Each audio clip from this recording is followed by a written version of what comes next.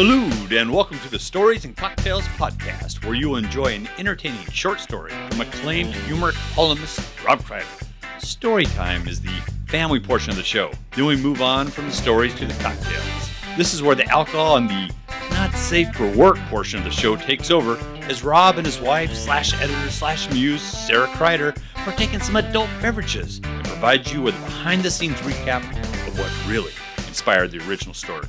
Put your feet up, relax, and enjoy yourself a round of stories and cocktails. Cheers.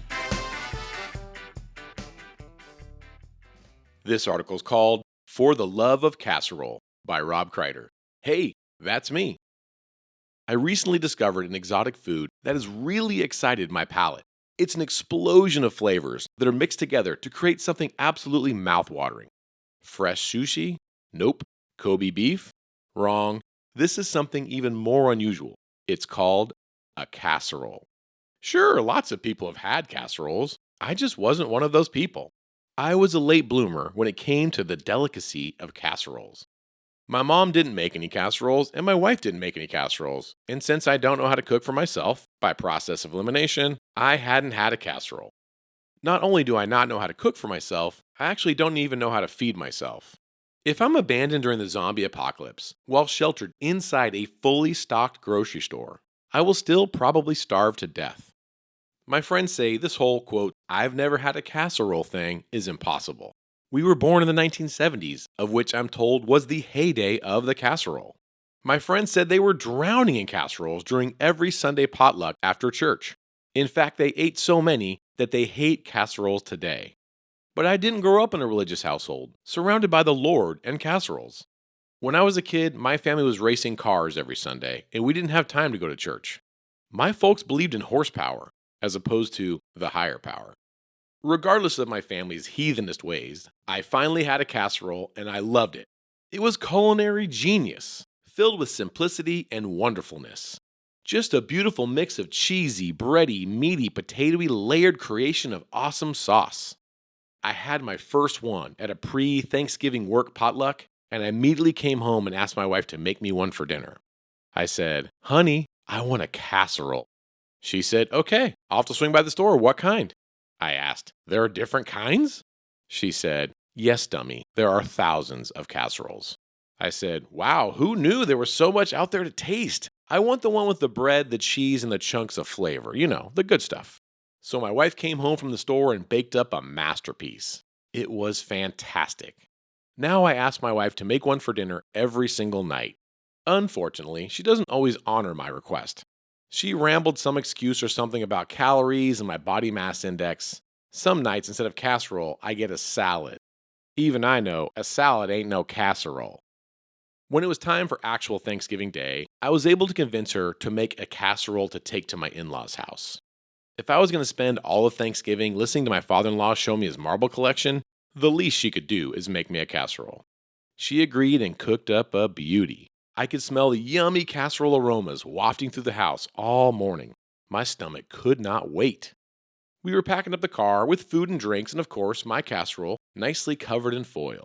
While I was getting everything together, my daughter asked if we could bring our dog with us. Dad, let's not leave our doggy home alone for Thanksgiving. Feeling warm inside and a bit fortunate to have my family around me on a holiday, I said, sure, we'll all head up to Grandma and Grandpa's together. The whole tribe can come this year. Our dog, who suddenly learned how to understand English, immediately ran out from the house, leaped up into the car, and stuck one of her feet through the foil and directly into my special Thanksgiving casserole. Nobody wanted a casserole after a dog's dirty foot stepped in it. Of course, I didn't care. More for me. I just cut 2 inches around the little paw print and enjoyed the entire casserole myself. Happy Thanksgiving. By the way, I'd like to join the Casserole of the Month Club, but I guess all I need is a time machine to take me back to the 1970s. Okay, folks, it's time to pop that top and let's get to those cocktails. Hey, welcome to Stories and Cocktails podcast, drunken portion of the motherfucking show. We are in Florida, Orlando. We're at a very special Disney property called the Animal Kingdom Lodge. Yes. Fun fact, we're not actually in Orlando, we're in Lake Buena Vista. Oh, we're not in Kissimmee? No, Walt Disney, he said, give me my own fucking zip code, give me my own city. So all of the Disney properties are inside Orlando, but like Orlando surrounds Lake Buena Vista. Ah, I see. Yeah, so see, you didn't even fucking know where you are. Well, I knew this place. I knew Where have you got lost? I'm in Hakuna Matata land. Like I'm in the land of the animal kingdom. I'm in the hotel of Animal Kingdom, the lodge. The lodge. And when you're here, I want to sing this little song. When you're here, you're like family. Exactly. Is that the Disney tagline? No. That's IHOP, I think. No, it's fucking... When you're here, you're family. Ohana means family, and that's Stitch. Yeah, that's not fucking Animal Kingdom. I think IHOP is when you're here, you're family. Do you know, with the amount of money we've already paid, we've only been here, 5 hours? The money we've already paid, we could own our own IHOP franchise. That'd be good. Do you want to be an IHOP owner? I mean, I do like pancakes, but I don't know if it's a really good business model. I'm not really sure. You don't go to IHOPs. I don't even know if IHOP is when you're here, your family. That might be Motel 6. No, we'll leave the light on for you. Yeah. Okay. You know why they keep the lights on in Motel 6? So you can't see the roaches? It scares away the roaches. Yeah. Wow, you jumped all over my punchline there. God damn it. We share the same brain. How's it feel? That was a bummer. I was like, fuck, I got a joke here. Welcome to my side of the podcast table. All right, well, you know what? I'm going to sing a song. So here in Hakuna Matata Hotel, that's where we're at right now. Okay. There's a song you sing. It says, I spent a lot of money on this motherfucker. Oh. How long have you been sitting on that one? About 17 minutes. Yeah. Yeah, I've been waiting for that. I know. I think I delivered. You were like, let's go podcast. I'm like, we don't have shit to talk about. But you did. I have a 10-second joke. That'd be funny. Did. Good job. Well, welcome to Disney World. It's a world of Disney. Yeah, it's its own city. They don't do it well here. Because we got here and there was a problem because we parked our car and you said, you're not going to valet. It's too fucking expensive. You got real cheap on me all of a sudden. You're like, no, it's Disney prices. We're not doing it. Well, you were right, by the way. It's $42 a night, I found out. To valet. How much is self-parking? Free. Oh my God. You almost skipped out on the only free thing in this whole fucking city of Lake Buena Vista. And so I parked it myself. Parking is free? I mean, yes. Nobody charged me. There's no thing to take their money. No tag. I just parked. Yeah. Free. But if you had done valet, it would have been $42. $42 a night. No, you're welcome. We're staying here 3 nights. Well, when you say you're welcome, I mean, you didn't fucking park the car and walk a mile. I did that shit. I saved you $126. That's good math. I know. I used to do math. Very smart. So you saved me $126. Yeah. I fucking went to the bar and spent $126 right away. Oh, yeah. On these little, what are these? What are you drinking? Well, let's talk about what we're drinking tonight. Well, fucking take a sip of it, dude, because it's cold as shit. So this is the Christmas hot chocolate alcohol-filled flight at the Hakuna Matata Hotel. It's the Animal Kingdom Lodge. I spent a lot of money on these motherfucking drinks. Okay, take a sip. So it's so good. It's a little flight. Exactly. That's the South African Baileys. Exactly what you imagine. It's 3 little tiny cups of hot chocolate. This one's the peppermint. One had Amarillo, which is an African Baileys. One was peppermint schnapps. It was delicious. And then the other one is amaretto. This is so good. Yeah. God bless you, Mickey Mouse. You can make a hell of a cocktail. The peppermint schnapps one. My least favorite. That one, I was like, can we trade it out and get extra of the amaretto? But I really liked it. Yeah, you were into the peppermint schnapps. Yeah, but I'm not drinking it now because I got 2 flights and I brought them back to the room. This will be our 3rd flight of the night. And they're cold. We had the 3rd one that we shared. And then you thought of that joke. So we were out in the lobby sharing our one flight in front of the most it's so good. Beautiful Christmas tree. Because say what you want about Disney. They know how to do Christmas. No, they built a hell of a tree. I paid for it personally. Well, just when I fucking parked my car and I bought these 3 flights, not with the parking. I paid for that. The parking was free. Exactly. You actually didn't. There was like a little bald spot on the tree, and I was like, well, that's because Rob didn't pay for parking. Yeah, cheap motherfucker. So we were sitting in this cozy lobby, just filled with fucking parents and children, all at their wits' end because they'd spent the day at the parks. And we were drinking our flight. And I liked it, right? So good. Because so many parents were running around and their kids were like, what's for dinner? When do I get to go to bed? Down. And you and I were just chill as fuck. And we were just like, oh, this hot chocolate with alcohol is so good. And we were just like doing this like smug thing. We're like, don't you wish you were us? And we were hogging like the whole couch. And we were just like, no room for you. Go fuck off with your children. Like, I've been standing in the park all day. My young child who has special needs, can he sit down? I'm like, no, fuck off. No. This is for drinking. Yeah. Get the fuck out of here. Get your own flight. Go get in line for the buffet, bitch. So we were so happy. And then you came up with that joke that you wanted to do. Sing it again. I spent a lot of money in this motherfucker. Ooh. Okay, but now you've changed the tune on it. It doesn't even sound like the Lion King anymore. Oh, it doesn't? Oh, I thought I was nailing it. No, earlier you did, and now... Oh, really? Should I try it a fourth time? Yeah. I spent a lot of money in this motherfucker. Have you even seen the movie? Not in a long time. I guess not. And you haven't heard the soundtrack? No, I mean, it's not on my Slayer playlist on Pandora. They were playing it every 10 seconds in the lobby. Where were you? Okay, so anyways. I guess that's where I got the idea for it. So you said, let's go back to the room and podcast right fucking now. And let's drink this flight. Yeah, so I had to buy 2 new flights, but our room is... So what did I say when we checked it? Well, okay, well, first off, let's go backwards. Yeah. So this is where I'm at Disney World, dude. Okay, so first we drive in and there's all these signs that say Animal Kingdom, Animal Kingdom, Animal Kingdom. And I'm like, hey. Animal Kingdom Lodge. I said, follow these signs because we're staying at the Animal Kingdom Lodge. Keep following these signs. And it's probably, adjacent to the Animal Kingdom. Well, we thought, yeah. And we get to a kiosk and a woman curtly asks us for our ID. And then she's like, just follow this street. She goes, welcome home, go straight. All the way down. And then we got all of our suitcases out. I wouldn't let you park valet. We go into a lobby. It really was a lobby. And it smelled good too. Walk in and I say, okay, we're checking in for Kreider. At this lobby, they don't have, it's not like a desk and like a person. It's just like a person holding an iPad. And you didn't know because you were parking the car and self-parking because I wasn't. Miles away. Yeah, I wasn't going to pay the fucking valet. Yeah, you got cheap on my ass. So he's like, tap, tap, tap, tap, tap, tap, tap, tap, tap, tap, tap, tap, tap, tap, tap. And he's like, oh, hang on a second. I'm so sorry. I apologize. This just takes a while to load up. And I'm like, you just logged on? Aren't you standing here all day? Like people have been checking in all day. Yeah, would you just take a quick smoke break, bro? And this thing timed out. Now you got to re-log in with your fucking social security number to get this thing rolling. So 27 minutes later, he says, oh, you're in the wrong building. You need to go to the Jamba House. And I was like, I don't think so, sir, because I'm staying in the Animal Kingdom Lodge. That's Animal Kingdom Lodge. Where I booked. And I hear all this Hakuna Matata shit. I know I'm in the right place. That's what my email confirmation says. I followed the signs. It seems pretty Animal Kingdom in this lobby. And he says, it's still the Animal Kingdom Lodge. It's just called the Jamba House. And I'm like, well, how would I fucking know that? And then I'm like, where is that? Where do I need to go? Or where's in the email it says, welcome to Animal Kingdom Jamba House. And he's like, did you drive a car? I'm like, we have a car. Yeah, my husband's parking it. My angry husband is parking it 7 miles from here and walking in with our luggage, sweating his ass off. So then he said, well, do you want to take your car over there or do you want to walk? And I'm like, I don't even know where the fuck over there is. So why don't you give me some fucking direction? Is that 100 yards or is that 2 miles? So he's like, well, if you take your car, and then he gave me like 32 directions. So I was like, I'm not going to take my car. That was 32 directions. That's too many. So I said, what if we walk it? Can we walk it? And he goes, oh yeah, it's like a 7-minute walk. I said, a 7-minute walk with 4 suitcases. Well, it's an African hotel. So he's like, if you're a Kenyan, it's a 7-minute jog.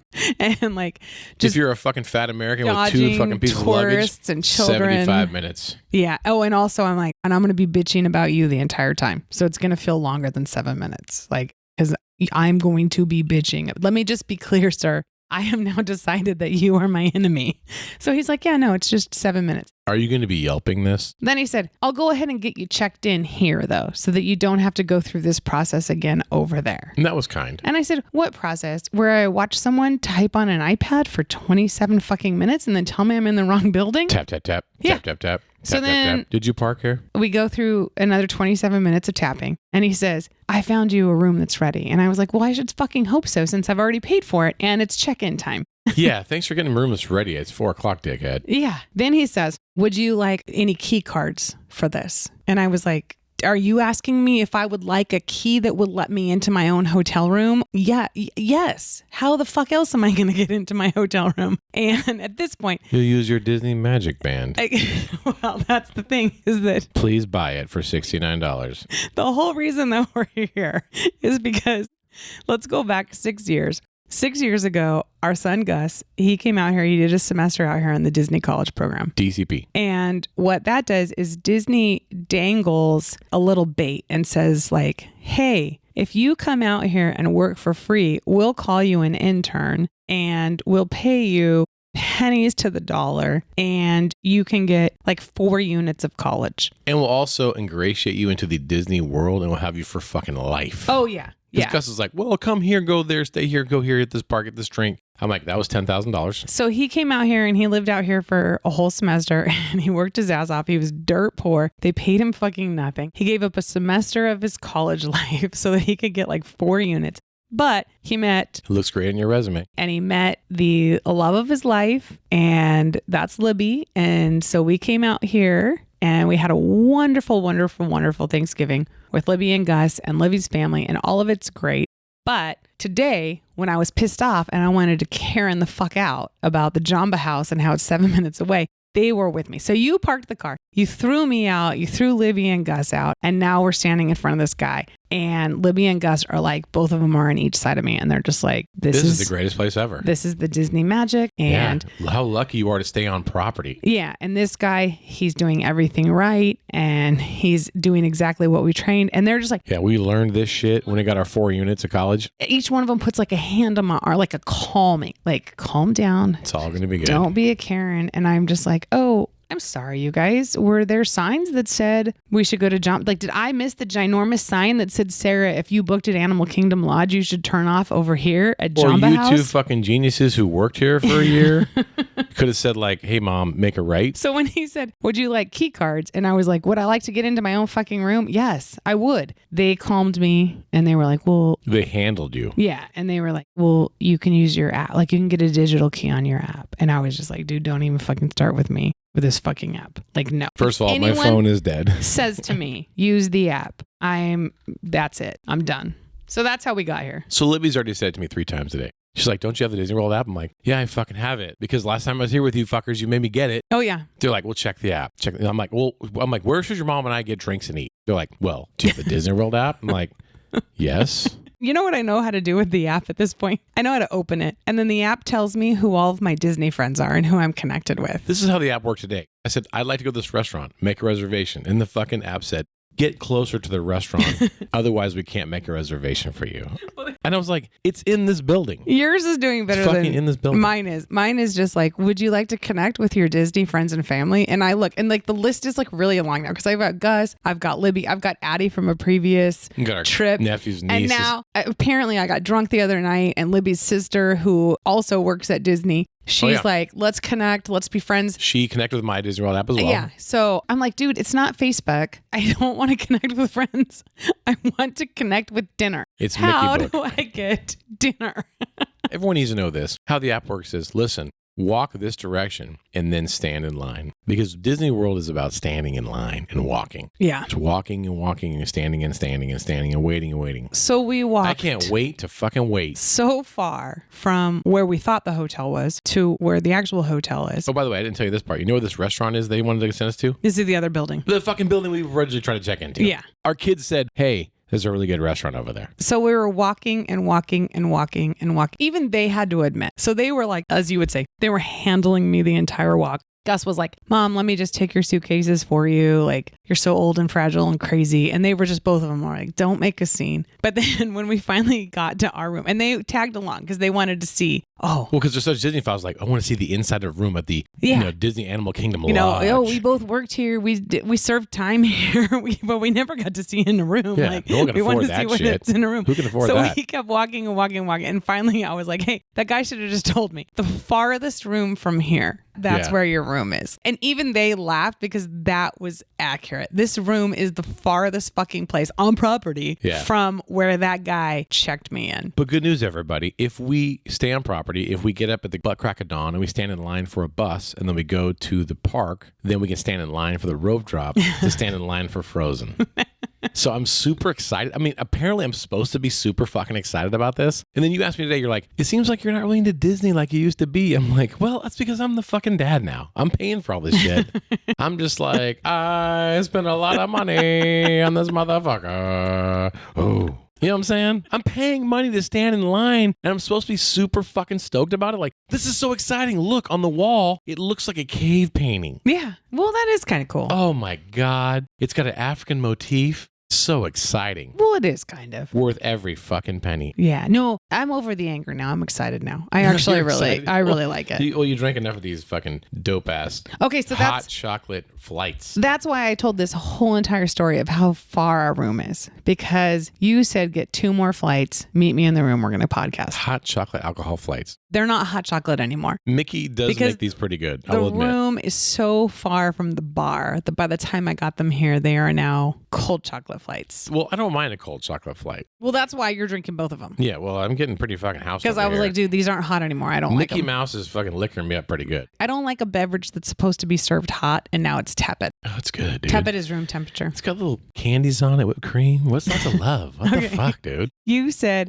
I'm going back to the room. I'm going to set up the podcasting stuff because I got this joke I want to tell. Yeah. So I'm walking over to the bar and there's this little girl walking with her dad and she's like 6, right? And she's just like marching along. She's like, I'm not drinking anymore. And I was like, I know, right? Like, we're all so fucked up already. We're all so fucked up. So then her dad's like, are you sure you don't want a hot chocolate? And then she's like, well, just one. And I'm like, oh yeah. Hot chocolate? Yes, you're my friend. So I get in line milliseconds before them. Well, I kind of feel guilty because, he's got this little 6-year-old. I said, hey, why don't you guys just get in line ahead of me? Get your hot chocolate in front. Because she seems to be wavering on whether she wants it or not. I'm like, let's just get it to her before she changes her mind. Put it in her body. She is like, okay. And she just like marches and she just gets right in front of me. And her dad's like, no, like, let's not do this to this nice lady. And I said, no, really, it's no problem. And I'm looking at him. I'm like, dude. Like, first of all, I'm not a nice lady. I don't have kids. I'm not enjoying this place in the same way that you are. And by that, I mean, I'm actually enjoying myself. When I say I'm not enjoying this place, I'm not suffering like you are, sir. Yeah. So I was like, just go ahead and get in front of me. And she's like, yeah, Dad, let's go. She's like, fuck this dumb bitch. Let's get in front of her. Oh, no, she 100% was. Later, I think she actually called me a dumb bitch. Well, now Mom shows up.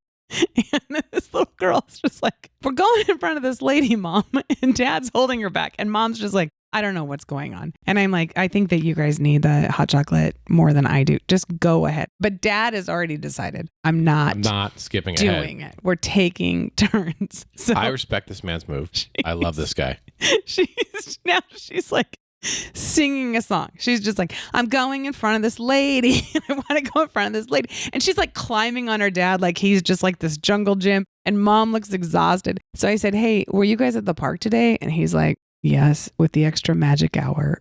We're so lucky to be on property. We got the extra magic hour. He's like, we left this hotel. It was still dark outside. And I'm like looking at her and I'm like, how is she still going? And he's like, I don't know. And she's just like, I don't know either, but I'm going in front of you. I'm getting a hot chocolate, bitch. So then you came by. You like checked in with me. You're like, okay, I'm going to the room. I was like, okay. And then you're like walking away and she's all, is that your husband? I go, yeah. And I'm laughing so hard. I said, do you think I should keep him? And she's like, no. Get a new husband. Are you fucking serious? Little fucking bitch. So a 6-year-old girl took a quick gander at your husband and said, girl, you could do better. But also remember, like, this girl, she is my sister from another mother. Like, she's the little girl that's like, I'm not drinking anything. Okay, one more. I thought she and I were going to go out and party, but her parents were like, after this, we're going to bed. So anyways, when we were in college, we freaking loved everything Disney. You were a Disney guy. And now, why do you hate Disney? I don't know how it happened, but I sort of became, I'm not proud of this. I became crotchety crider, dude. Like, just like, goddamn, there's a bunch of kids here. You're like, yeah, it's Disneyland. Disney World. Look. It's Disney. Yes, this is for children, fuckhead. You have to There's pick. Kids here. If you want to be crotchety crider, then pull up your fucking pants. Just wear your pants up high. But if your ass crack is still hanging out when you bend over to get your miniature golf ball out of the miniature golf ball hole, look, if your ass crack is still showing, that means your pants are still low enough. You're not crotchety crider yet. Wait, I don't know this to be the truth. Are you saying that today when I first No, I'm saying old men. You know how old like crotchety men, they wear their pants up real high? Pull your pants up when you get crotchety. We played miniature golf today. Oh, yeah. At Disney World. You won. Yeah, I fucking did. I lost. Are you saying that? And I didn't just lose to you. I lost to Gus and Libby. I came in fourth fucking place. Yeah. But I'm asking you, you won by so much because you were like, you guys were questioning my scorekeeping. Well, because you also go, we're playing teams too. You're like, I'm going to beat everyone and then I'm going to play with this fucking fourth place loser bitch over here. And as a team, we're still going to beat you guys. And we did. And we did. We won as a team. Yes. But I'm asking you, I don't know the answer to this because I never felt it. Yes. Are you saying that my ass crack came out today? Yes. At the Disney World miniature golf course where there's children running around. Yes. And I'm just reaching down to grab my orange ball out of the hole. Yeah. And I'm just throwing like 3/4 of an inch, 2 inches, an inch and a half. Okay, ask me how many times your ass crack came out. How many times? How many balls did we play? We or how many played holes did we 18 play? holes. 18 holes. 18 times my asshole came out. No, only 16 because twice Libby had to get your ball out for you because you just got your like hole in one or whatever, and then you were just like bragging. You're I like, did I got get a 2 hole holes in one. And then you just left your ball in the hole, and Libby was like, here's your ball so the rest of us can play. And no one has to see your asshole in this hole. Yeah, so 16 times.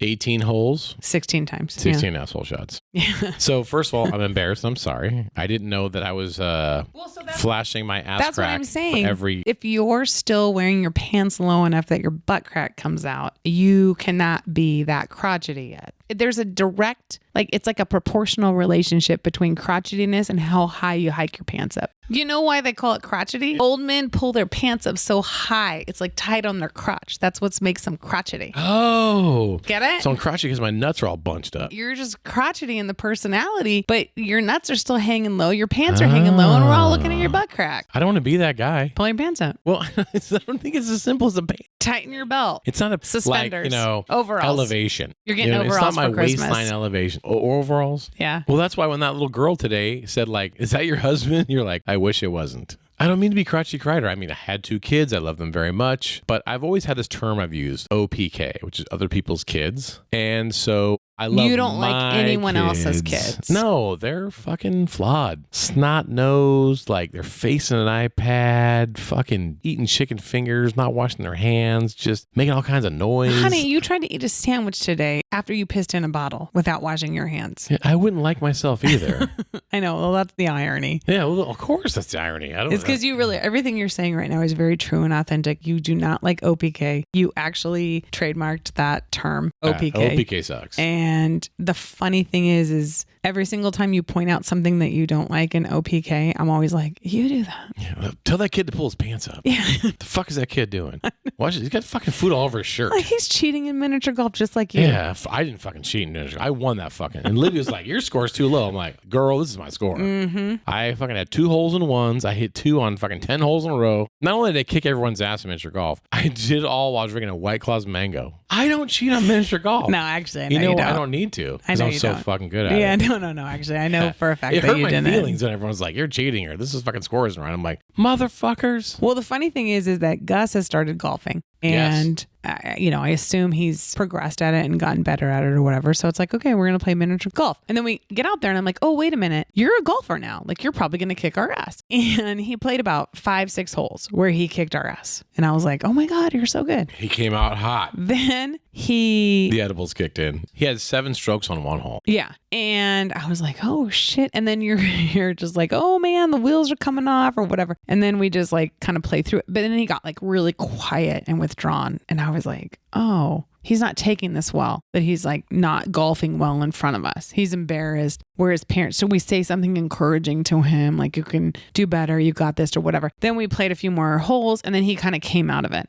Well, then fast forward to a couple hours later, I'm looking at him and he's all squinty-eyed. He was hungry. I don't think I saw it on the golf course because he had his sunglasses on, but then I see these squinty eyes and I was like, wait a minute. You're baked as balls. Yeah. I was like, did you take an edible? And he's like, He's like, can we get some chicken fingers? yeah. He's like, hours ago.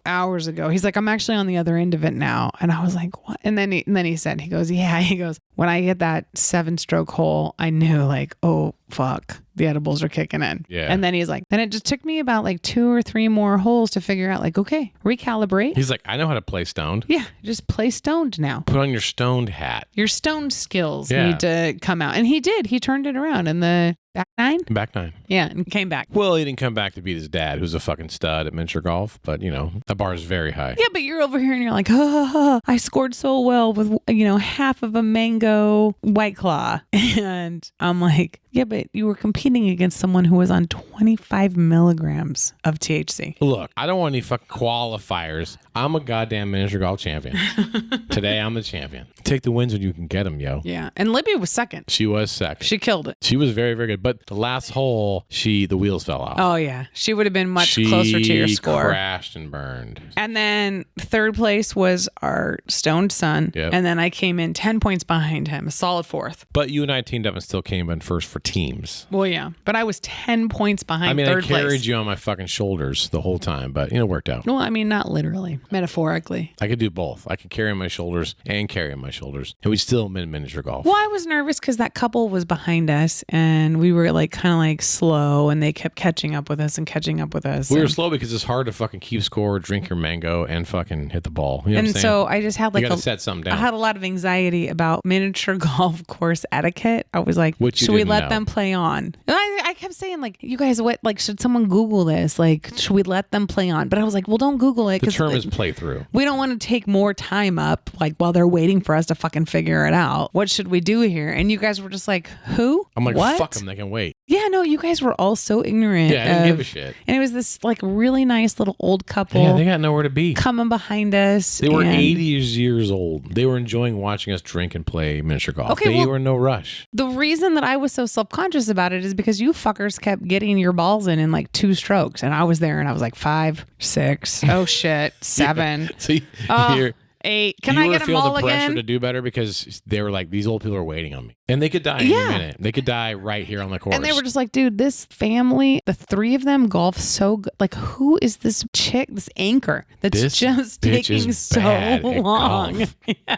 This bitch sucks at golf. And then the more they were judging me and they were just like, how do you fit in here when you're so bad at it? And then Gus is like stopping and he's like trying to give me like direction. Maybe less Bud Light for you. Yeah. I just started to get more and more self-conscious. And then it was just like 8 strokes, 9, 10. It was just a fucking shit show. So anyways, Crotchety Crider, we've only been here about 6 hours now and we've played miniature golf. $6,000. We still have tonight plus 2 more nights, 2 parks. Are you going to make it? Yeah, I mean, as long as these parents will wipe their kids' noses. Because you're just hating on Disney. I just fucking, look, man, I just don't know why we as a society have decided that it's cool to stand in line all day. And I'm so excited because there's Mickey ears hidden in the fucking decorations and shit. Like, so excited. Disney this and Disney that. And fucking, this is so great. There's Disney waffles. Yeah. You want Disney waffles tomorrow? I mean, they're pretty good. I do like a Disney waffle. We got to figure out which building they're in. Are they in the Jamba House or are they over there in the other lobby that I still don't even know what the fucking name is? It's just some random building I walked into. That lobby's called This Is Not Your Hotel. Yeah, exactly. They didn't tell us what we were. They just said, this is not your hotel. Your hotel is just a really long 7-minute walk over there. 7 minutes if you're a Kenyan. Well, it was 7 minutes to get into the doors, and then it was like another 7 minutes to our room. Yeah, 17 minutes to walk to our room. Yeah. We actually had someone help us too. A docent helped us. It was like a fucking 80-year-old Disney college program student. I'm like, God damn, they keep these people really here a long time. She's like, I'm going to get my master's degree 4 units at a time. She was once a year. So helpful. She finally was like, hey, you 2 dumb bucks, go this way. Yeah. And I appreciated she didn't say like left or right and like confuse me with it. She just used her old lady arm and she just like pointed this way. And I was like, these are finally directions I can fucking follow. This way. I know that. Yeah. And I was like, okay, I got this. Isn't your early like sort of like, what's that thing you got going on? Hysterectomy? You don't get wet, you get hot. Menopause? Yeah. Early in menopause, which I call dementia years, like you've lost the ability to tell left from right. So you don't like people to use left and right directions. My doctor specifically told me this is a symptom of menopause, that it'll pass. Well, it's been hard because you're my navigator. Well, 7 fucking years from now, I'm going to be able to know my left from right again. Well, the funny part is, as we were driving to Daytona last night, you're like, go in that lane. I'm like, okay, well, there's like 6 lanes here. And you're just like nudging like your head. You actually told me you left appreciated lane? that. You're like, just go in that lane, just that lane over there. I'm like, that lane over there. Because to be honest with you, that lane over there is better than the right lane, which is the wrong lane because it's the left lane. No, you actually said, you go, actually, this works. Like I can, as you just sort of point and say that lane. Because you fucking 100% forgot your left and right. You're fucking 48 years old. You said I can follow this. No, I know. I told you. We should be worried about it. So you were making fun of me. I am worried about it. No, you don't ever get worried. You just fucking ridicule. So you were making fun of me and making fun of me and making fun of me. And the first couple times I was like, oh, I'm an airhead. Oh, I'm an airhead. And then finally I looked at you and I was like, look, this is new. new. I don't know my left and right anymore. Yes, you fucking don't. It's been very confusing. Right. This menopause dementia thing is a real problem for you. Okay, so that's the thing is before I talked to my doctor, yeah, you were just like, you're so fucking dumb. You don't know your left and right. And I kept saying to you, we should be worried. You should be taking me to urgent care right now. I need a CAT scan because I used to know my fucking left from right. And you just were like, I don't need to be worried. I'm worried about how fucking stupid you are. Yeah, you're fucking dumb. I need to find a new wife who can navigate and shit. Then I went to my doctor and she was like, yeah, another thing about menopause is that you forget shit and you get dumb as fuck. And I was like, oh my God. I have been recently dumb as fuck. Yeah. I was like, can you take the speculum out so I can get out of these stirrups and like sit up and look at you eye to eye and really discuss like how fucking bad this is? Can you put that speculum in my ear and look into my brain? So then I said to her, I said, hey, is another symptom of menopause is that your husband gets like really abusive and annoying as fuck and you think about leaving him like on the daily? And she was like, yes. Well, your husband does get annoying when he keeps yelling, don't you know your left from your right, you dumb bitch. I have a medical excuse. I got a doctor's note. I'm going to need a fucking note from your doctor. I got a fucking doctor's note. Well, you forgot to show it to me. Next time we get in the car, show me your doctor's note. I got and then you can go in that lane. She said, tell your husband to stop being so fucking emotionally abusive. Tell your husband to stop being such a fucking dick. Yeah. And she is just like, this is menopause. And then she was like, you know what? He's going to regret how insensitive he has been when his dick stops getting hard. And I was like, yeah, he is. He's going to regret it because I'm going to remember. I'm keeping a fucking. Here's the thing. I don't know my left from right, but I guarantee you 10 years from now, when you can't get a hard on anymore, I will remember exactly how many times you fucking made fun of me for menopausal symptoms. Well, I hope that happens. I hope my dick is still hard for 10 more years because I'm hoping to die in 9. So ultimately, I'll never know. That'll never happen to me. God, you know how to end a party. That's a funny joke.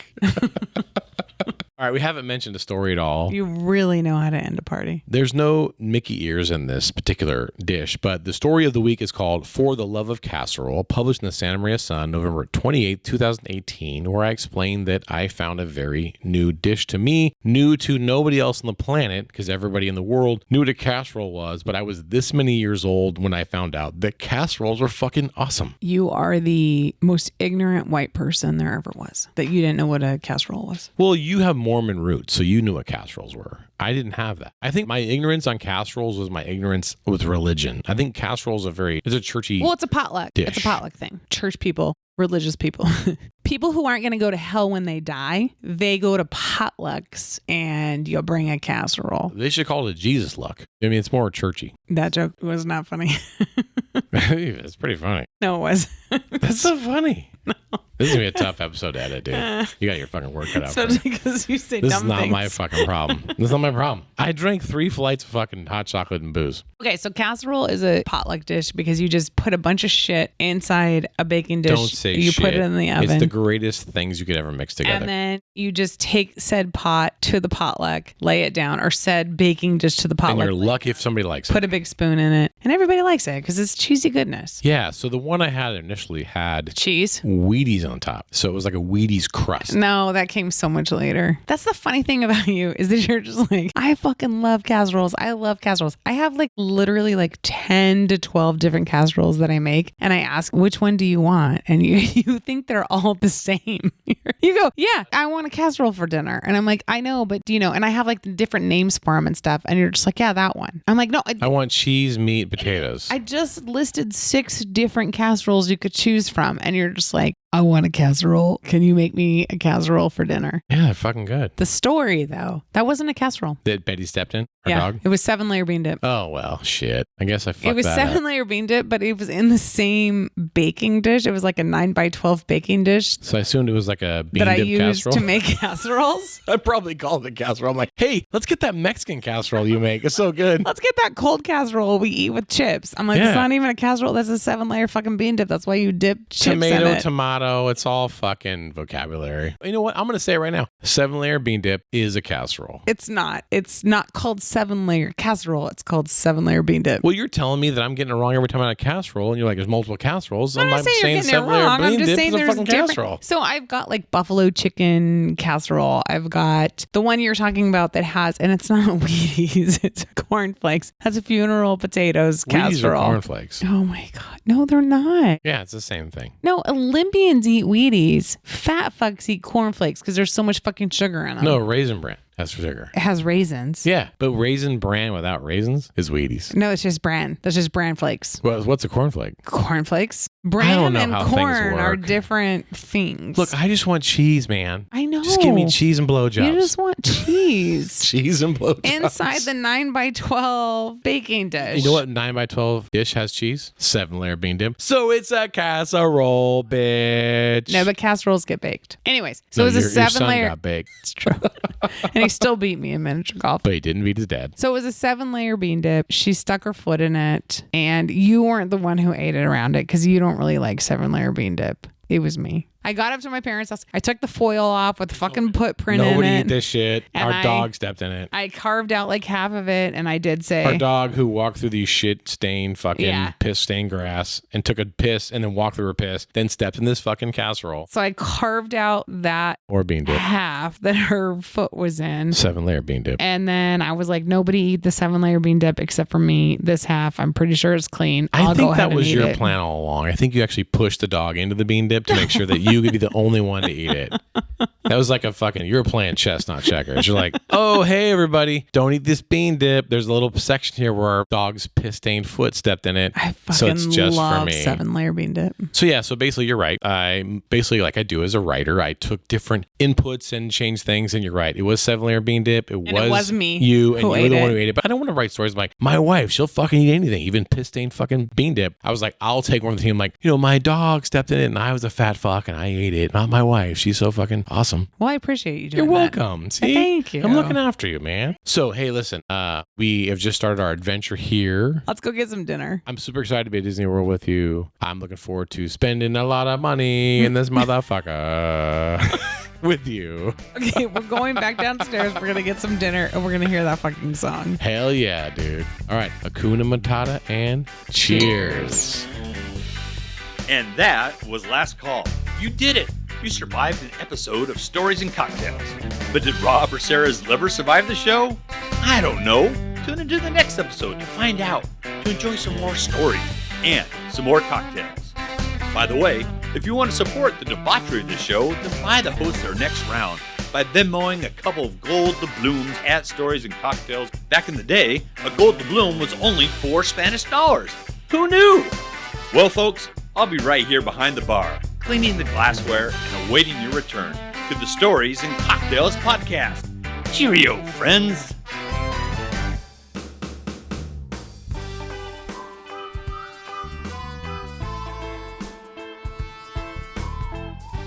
If you enjoy hearing Rob Kreider's different humor columns here on the Stories and Cocktails podcast, then I promise you will love his novel, Cadet Blues. Cadet Blues is Rob's hilarious tell-all about desperately trying to survive the shock and awe boot camp-style training at the California Highway Patrol Academy.